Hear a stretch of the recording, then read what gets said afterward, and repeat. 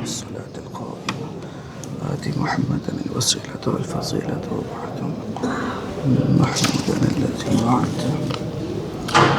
السلام عليكم ورحمة الله وبركاته. إن الحمد لله نحمده ونستعينه ونستغفره ونعوذ بالله من شرور أنفسنا ومن سيئات أعمالنا. من يهده الله فلا مضل له ومن يضلل فلا هادي له. وأشهد أن لا إله إلا الله وحده لا شريك له وأشهد أن محمدا عبده ورسوله. أما بعد فإن خير الحديث كتاب الله وخير الهدي هدي محمد صلى الله عليه وسلم وشر الأمور محدثاتها وكل محدثة بدعة وكل بدعة ضلالة وكل ضلالة في النار.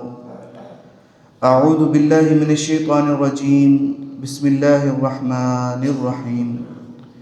يا أيها الذين آمنوا اتقوا الله حق تقاته ولا تموتن إلا وأنتم مسلمون. بسم الله الرحمن الرحيم. يا أيها الذين آمنوا اتقوا الله وقولوا قولا سديدا يصلح لكم أعمالكم ويغفر لكم ذنوبكم ومن يطع الله ورسوله فقد فاز فوزا عظيما. بسم الله الرحمن الرحيم. يا أيها الناس اتقوا ربكم الذي خلقكم من نفس واحدة وخلق منها زوجها وبث منهما رجالا كثيرا ونساء واتقوا الله الذي تساءلون به والأرحام إن الله كان عليكم رقيبا. اللهم صل على محمد وعلى آل محمد كما صليت على إبراهيم وعلى آل إبراهيم إنك حميد مجيد. اللهم بارك على محمد وعلى آل محمد كما باركت على إبراهيم وعلى آل إبراهيم إنك حميد مجيد. رب اشرح لي صدري ويسر لي أمري واحلل عقدة من لساني يفقهوا قولي رب زدني علما. ہر قسم کی حمد و ثنا، تسبیحات، تحمیدات، تحلیلات صرف اللہ ذوالجلال کے لیے ہیں، جو کہ ہم سب کا حقیقی خالق و مالک ہے، رازق ہے. بے شمار لاتعداد درود و سلام امام الانبیاء، سید الانبیاء، خاتم الانبیاء حضرت مصطفیٰ محمد صلی اللہ علیہ وسلم کی ذات اقدس پر. محترم معزز سامعین کرام، اللہ تعالیٰ کا ہم پر بہت بڑا فضل اور احسان ہے کہ اس نے ہمیں توفیق دی. ہم نے یہ رمضان المبارک کا بابرکت مہینہ روزوں کے ساتھ، اس کے عبادات کے ساتھ ہم نے گزارا. یقیناً جو کمیاں، کوتاہیاں تھیں، گناہ تھے، غلطیاں تھیں، وہ ہمارے نفس کی طرف سے ہیں، اور جو نیکیاں تھیں اور نیکی کی توفیق تھی وہ اللہ سبحانہ و تعالیٰ کی طرف سے تھی. آج کے اس خطبۃ الجمعہ کے اندر رمضان المبارک کے حوالے سے اور غیر رمضان جو کہ 11 مہینے ہماری زندگی کے ہوتے ہیں، اس میں جو ہمارے لیے قابل فہم، سوچ و فکر والی اور عمل کرنے والی باتیں ہیں، میں کوشش کروں گا کتاب و سنت کی روشنی میں وہ میں آپ کے سامنے رکھوں. ان باتوں میں سے سب سے پہلی بات یہ سمجھنے والی ہے کہ بظاہر وہ عمل جو ہمیں نیک اور اچھا دکھتا ہے، ضروری نہیں ہے کہ وہ اللہ تعالیٰ کے ہاں قابل قبول ہو. تو ہمیں کوشش کرنی چاہیے کہ ہم ان اعمال کو اختیار کریں جو اللہ سبحانہ و تعالیٰ کی نظر میں قابل قبول ہیں. مثال کے طور پر اللہ تعالیٰ کا فرمان ہے قرآن مجید کے اندر، سورۃ المائدہ ہے کہ وَاتْلُ عَلَيْهِمْ نَبَأَ ابْنَيْ آدَمَ بِالْحَقِّ، کہ ان پر آدم علیہ السلام کے جو 2 بیٹے ہیں ان کا قصہ تلاوت کریں حق کے ساتھ، سچ کے ساتھ۔ اب وہ قصہ کیا تھا؟ اذ قربا قربانا فتقبل من احدہما ولم یتقبل من الآخر۔ اب آدم کے جو دو بیٹے تھے ان دونوں کا عمل ایک جیسا تھا، دونوں نے اللہ کے راستے کے اندر کیا کیا؟ قربانی دی۔ عمل ایک جیسا ہے لیکن اللہ تعالیٰ نے ایک کا عمل قبول کیا اور دوسرے کا عمل قبول نہیں کیا۔ فَتُقُبِّلَ مِنْ أَحَدِهِمَا وَلَمْ يُتَقَبَّلْ مِنْ الْآخَرِ۔ تو ان کا اس بات پر آخر میں جھگڑا ہوا اور ایک نے دوسرے کو قتل کر دیا۔ تو اس آیت کریمہ میں کئی ایک سبق ہیں، لیکن میرے موضوع سے متعلق سبق یہ ہے کہ بظاہر نیک دکھنے والا عمل جو ہے، ضروری نہیں ہے کہ آپ نے وہ عمل کیا ہے اب وہ اللہ تعالیٰ کے ہاں قابل قبول ہو، اللہ اس کو قبول کرے۔ اسی طرح علامہ البانی رحمہ اللہ صحیح الترغیب والترہیب کے اندر اور سلسلۃ الاحادیث الصحیحہ کے اندر ایک نبی کریم صلی اللہ علیہ وسلم کا فرمان جو ہے وہ اس کے اندر لکھتے ہیں۔ وہ کیا کہ نبی صلی اللہ علیہ وسلم نے فرمایا کہ ان الرجل لیصلی 60 سنۃ، کہ بے شک ایک شخص جو ہے وہ اپنی زندگی کے 60 سال جو ہے وہ نماز میں گزارتا ہے، اللہ کی عبادت کرتا ہے۔ وما تقبل له صلاۃ، لیکن اس کی ایک نماز بھی اللہ کے ہاں وہ قابل قبول نہیں ہوتی۔ 60 سال کی زندگی ہے، نمازیں ہیں، قیام اللیل ہے جس میں فرائض بھی ہیں، نوافل بھی ہیں، سنن بھی ہیں، لیکن کیا فرمایا کہ وما تقبل له صلاۃ، اس کی ایک بھی نماز اللہ نے قبول نہیں کی تھی۔ فرمایا کہ ہو سکتا ہے اس نے رکوع تو کیا ہو لیکن سجدے میں کمی رہ گئی ہو، یا سجدہ تو بہت طویل کیا ہو لیکن رکوع میں کمی رہ گئی ہو۔ تو یہ بات سمجھانے کا مقصد کہ جب ہم کوئی نیکی کرتے ہیں، عبادت کرتے ہیں، تو ہمیں عبادات کی جو شرائط ہیں ان کو بھی سامنے رکھنا چاہیے۔ آپ نے نماز پڑھی ہے، زندگی کے 60 سال گزر گئے ہیں، آپ کی نماز قبول نہیں ہوئی، کہیں ریاکاری نہ ہو گئی ہو، یا پھر کہیں ایسی نماز نہ پڑھ لی ہو جو اللہ کو پسند نہیں ہے، جس میں نماز کا جو معیار ہے، جو طریقہ ہے، وہ آپ نے پورا نہیں کیا، اس میں آپ صلی اللہ علیہ وسلم کی سنت کو آپ نے چھوڑ دیا ہے، یا نماز میں آپ نے ٹھونکے مارے ہیں۔ کہ نبی کریم صلی اللہ علیہ وسلم کا فرمان ہے کہ جب نماز پڑھنی ہے تو اطمینان کے ساتھ پڑھنی ہے۔ ایک شخص تھا، اس نے کئی دفعہ نبی کریم صلی اللہ علیہ وسلم کے سامنے نماز پڑھی، آپ نے کیا فرمایا تھا؟ ارجع فصلی فإنک لم تصلی، تو لوٹ جا، دوبارہ نماز کو دہرا، تو نے نماز پڑھی ہی نہیں ہے۔ وہ بار بار نماز پڑھتا ہے، اللہ کے رسول صلی اللہ علیہ وسلم سے کہتا ہے کہ میں نے نماز پڑھ لی، اور آپ کہتے کہ تیری نماز ہی نہیں ہوئی، تو نے پڑھی ہی نہیں۔ تو اس نے کہا اللہ کے رسول صلی اللہ علیہ وسلم کیا کمی ہے میری نماز کے اندر؟ تو اس وقت آپ صلی اللہ علیہ وسلم نے یہ بات سمجھائی کہ نماز کے اندر اطمینان ہو، تو بہرکیف کوئی بھی کمی ہو سکتی ہے۔ تو یہ بات ہمیشہ ذہن نشین کر لیں کہ کام کتاب و سنت کے مطابق ہونا چاہیے، اور اس کے بعد ہمیں اس کی قبولیت کی فکر بھی ہونی چاہیے کہ اللہ ہمارے اس عمل کو قبول کر لے۔ تو ضروری نہیں ہے کہ ہر نیک کام جو ہے وہ اللہ تعالیٰ کے ہاں قابل قبول ہو، ہمیں اس عمل کو اس قابل بنانا ہے کہ اللہ تعالیٰ اپنی بارگاہ کے اندر ہمارے اس عمل کو قبول کر لے۔ کتنے سارے واقعات آپ سب کی نظر میں ہیں کہ چھوٹا چھوٹا عمل ہے، کتے کو پانی پلا دیا ہے، لیکن عورت کون ہے؟ زانیہ ہے۔ تو اس کے علاوہ بھی کئی ایک واقعات ہیں، لیکن اللہ کو وہ عمل پسند آ گیا تھا، وہ عمل اللہ کے ہاں قابل قبول تھا، ساری زندگی کے اللہ نے گناہ معاف کر دیا۔ تو ایک طرف 60 سال کی آپ کی عبادت ہے، اور دوسری طرف صرف ایک پیاسے جانور کو پانی پلایا گیا ہے۔ تو ہم نے اپنے عمل کو اللہ تعالیٰ کے ہاں وہ قابل قبول ہو اس طرح بنانا ہے۔ تو پہلی بات یہ ذہن نشین کرنی چاہیے۔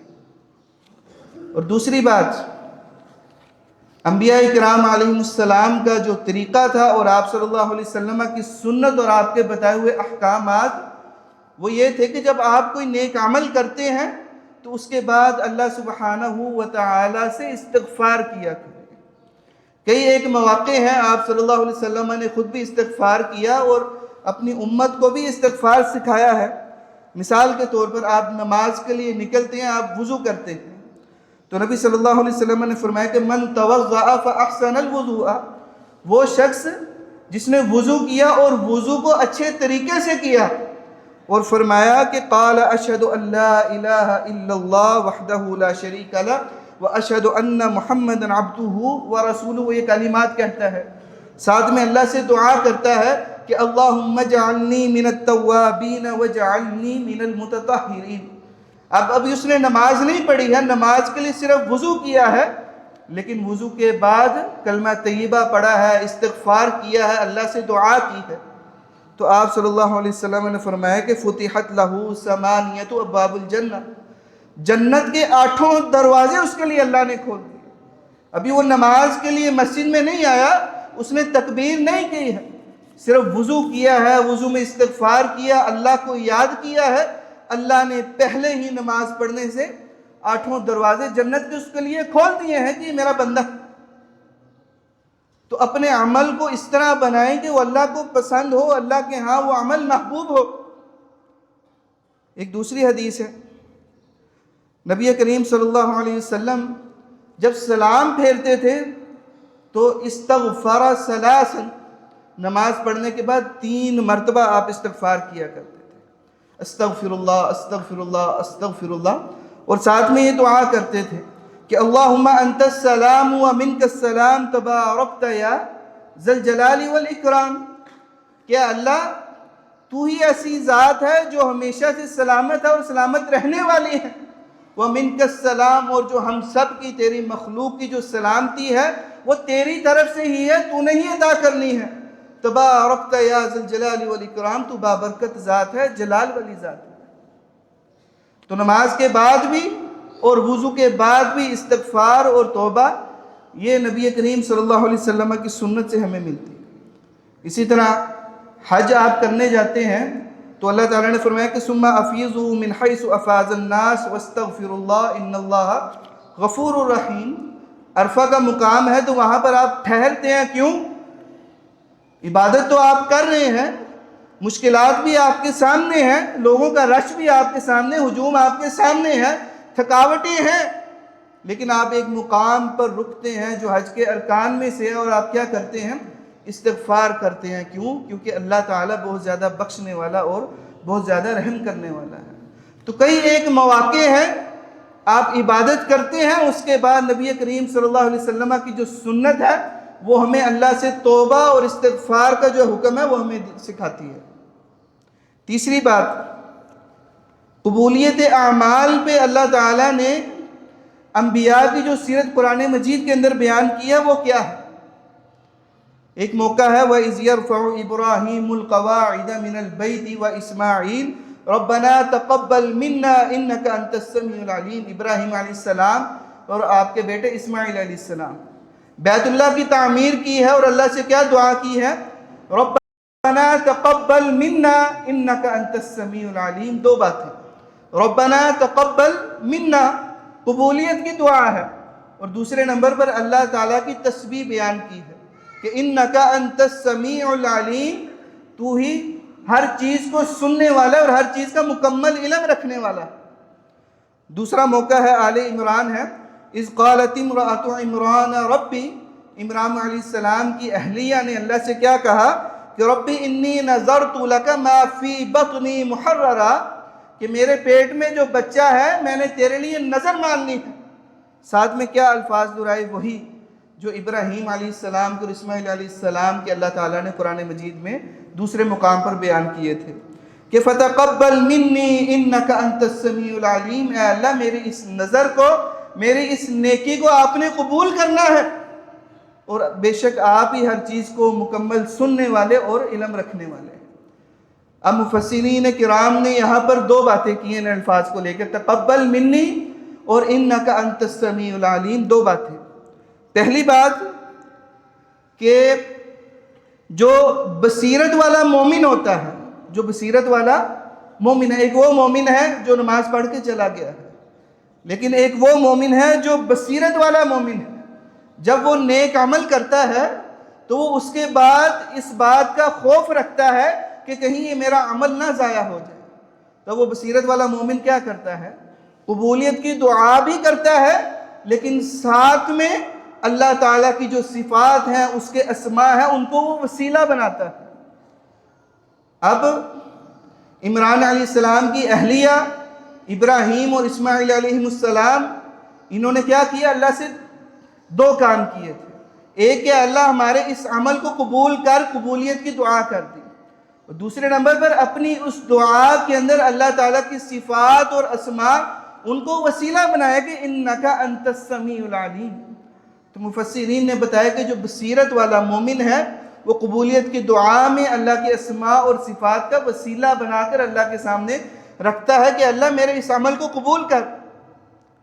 اور دوسری بات، بعض مفسرین نے یہ بھی لکھا کہ جو انبیاء تھے انہوں نے اللہ سے یہ الفاظ کیوں نہیں کہ اقبل، اے اللہ تو قبول کر.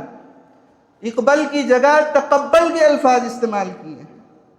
اقبل سادہ الفاظ ہیں کہ اللہ آپ اس کو قبول کریں، لیکن جو تقبل کے الفاظ ہیں اس کے اندر دو باتیں موجود ہیں.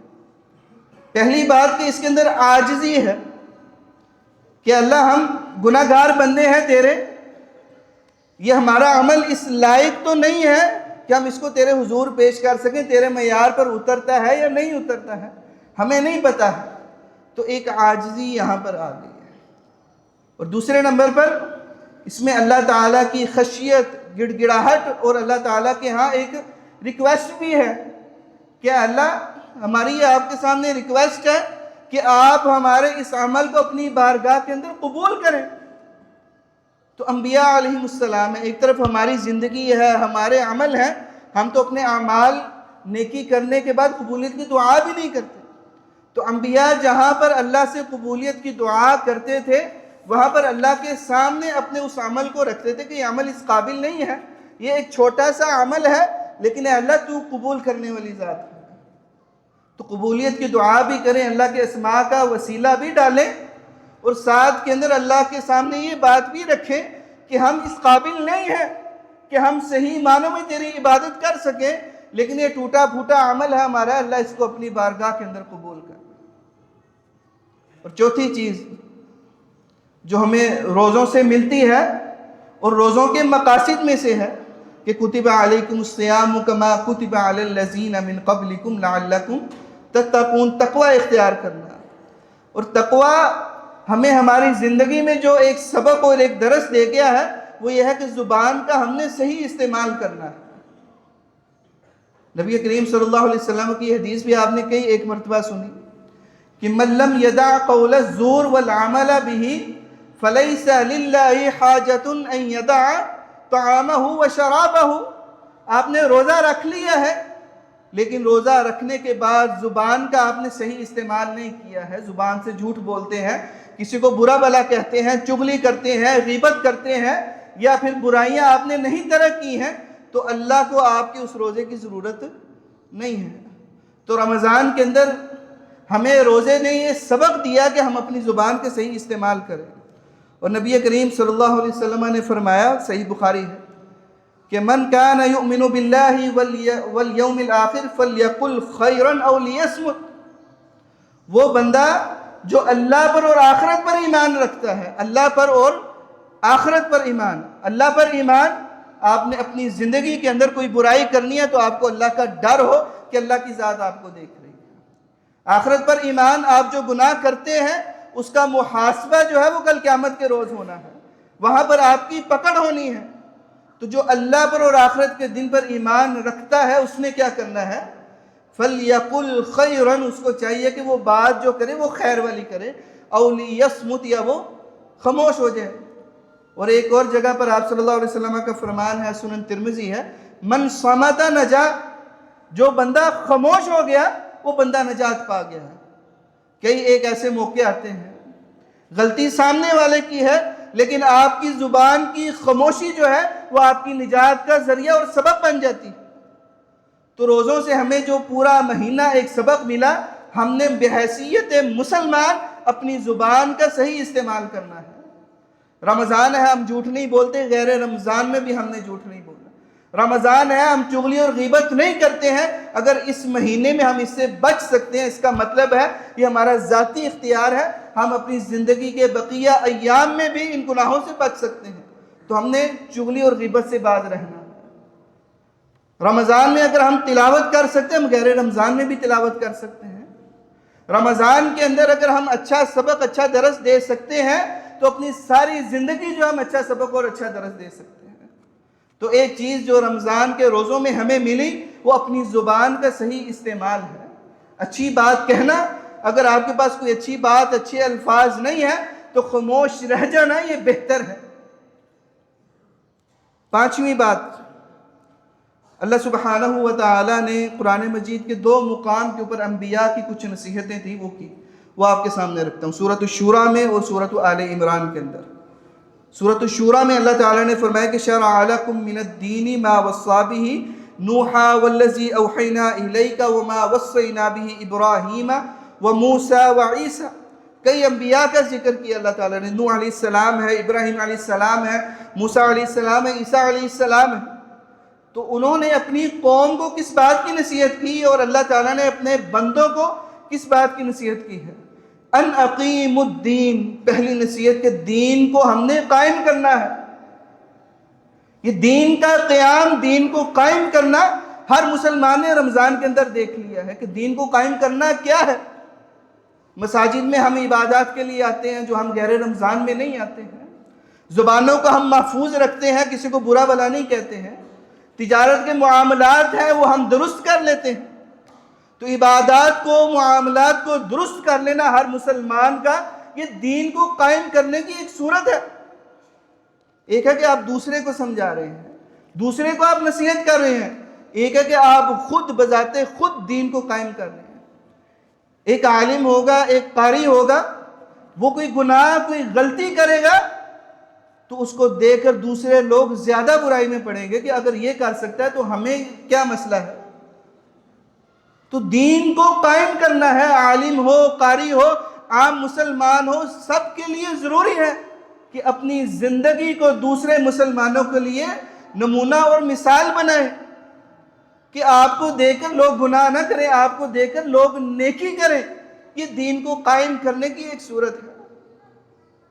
دوسروں کو حکم دینا یہ تو بات کی بات ہے، پہلے اپنی ذات کو دیکھیں، اپنی ذات کو اس طرح ڈالیں کہ لوگ آپ کو دیکھ کر نصیحت بنا لیں۔ تو ایک صورت دین کو قائم کرنے کی ہے اور ہمیں اس کو اپنانے کی ضرورت ہے، اور عملی طور پر یقیناً ہم نے اس ماہ مبارک کے اندر اس طریقے کو اپنایا بھی ہے، اور مسلمانوں میں نظر بھی آتا ہے کہ یہ مسلمان ہیں، عبادات بھی کر رہے ہیں، سحر و افطار بھی کر رہے ہیں، انفاق فی سبیل اللہ بھی کر رہے ہیں، گناہوں سے اجتناب بھی کر رہے ہیں، گویا کہ ہم نے اس مہینے میں دین کو قائم کیا۔ تو ان اقیم الدین ولا تتفرقوا، اور دوسری بات جہاں پر دین کے قیام کی بات آتی ہے، ساتھ میں اللہ تعالیٰ نے اور انبیاء نے جو نصیحت کی وہ فرقہ واریت سے بچنے کی ہے، کہ اگر ایک طرف آپ فرقہ واریت کر رہے ہیں، دوسری طرف آپ کہیں کہ آپ نے دین کا قیام کیا، تو ایسا نہیں، یہ متضاد چیزیں ہیں۔ جب آپ نے دین کو قائم کرنا ہے تو فرقہ واریت سے آپ نے بچنا ہے۔ دین کا قیام علیحدہ ہے اور فرقہ واریت، یہ دونوں متضاد چیزیں ہیں۔ تو فرقہ واریت، اس سے بھی بچنا، یہ دین کے قیام کی دوسری صورت ہے، اور جہاں پر دین کے قیام کی بات ہوئی ہے وہاں پر فرقہ واریت سے بچنے کا حکم بھی اللہ تعالیٰ نے دیا ہے۔ اور فرقہ واریت صرف یہ نہیں ہے کہ آپ کتاب و سنت کے نام پر لوگوں کو گمراہ کریں، صرف یہ فرقہ واریت نہیں ہے جو ہم عام لوگ سمجھتے ہیں کہ ہمیں علماء حضرات نے، مولانا حضرات نے غلط گائیڈ کیا، غلط باتیں بتلا دی، ہمیں فرقہ واریت میں الجھا دیا۔ تو صرف یہ فرقہ واریت نہیں، فرقہ واریت وہ بھی ہے جب آپ زبان کا غلط استعمال کرتے ہیں، مسلمانوں کو برا بھلا کہتے ہیں، آپ ان کو اپنے آپ سے دور کر رہے ہیں۔ جب آپ چغلی کرتے ہیں، غیبت کرتے ہیں، یہ بھی فرقہ واریت ہے۔ جب آپ مسلمان ہو کر، ایک تاجر ہو کر آپ دوسرے مسلمان کو دھوکے سے سامان بیچتے ہیں، تو یہ بھی فرقہ واریت ہے، یہ دھوکہ ہے۔ آپ صلی اللہ علیہ وسلم نے ایسے نہیں فرمایا کہ التاجر الصدوق الامین مع النبیین والصدیقین، جو امین اور سچا تاجر ہے وہ کس کے ساتھ ہوگا؟ انبیاء کے ساتھ ہوگا، صدیقین کے ساتھ ہوگا۔ یہ مرتبہ ایسے نہیں ملا ہے۔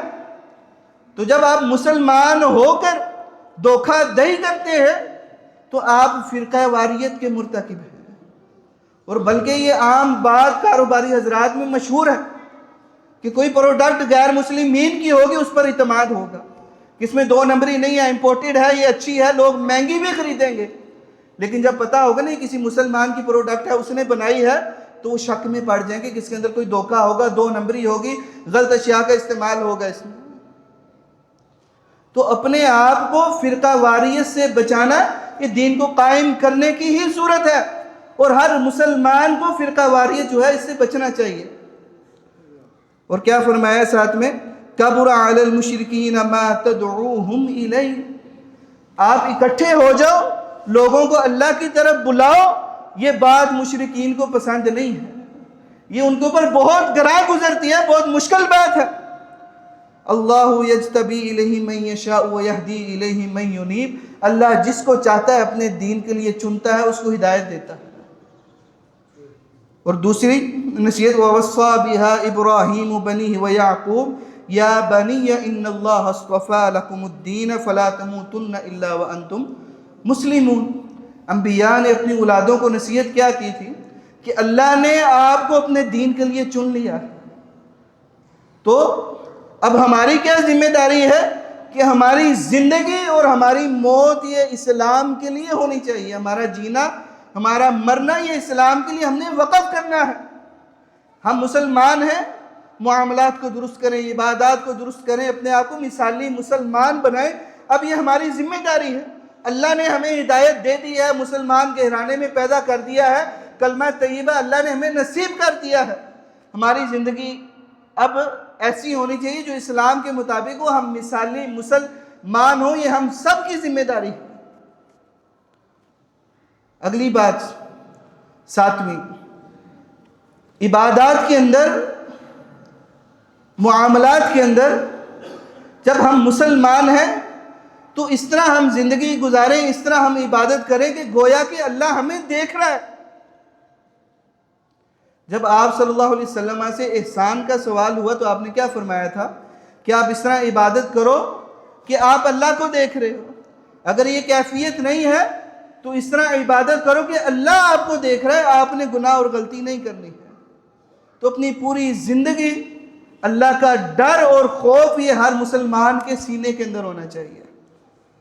اللہ تعالیٰ نے فرمایا سورہ قاف ہے، من خشی الرحمن بالغیب وجاء بقلب منیب، وہ بندہ جو اللہ کو دیکھے بغیر اللہ سے ڈر گیا، اللہ کو بنا دیکھے اللہ سے ڈر گیا، اور ایسے قلب کے ساتھ وہ آیا کہ جو اللہ کی طرف رجوع کرنے والا تھا، نیک دل تھا، اللہ اس کو کیا کہیں گے کہ ادخلوها بسلام، میرے بندے اس جنت کے اندر سلامتی کے ساتھ داخل ہو جائے۔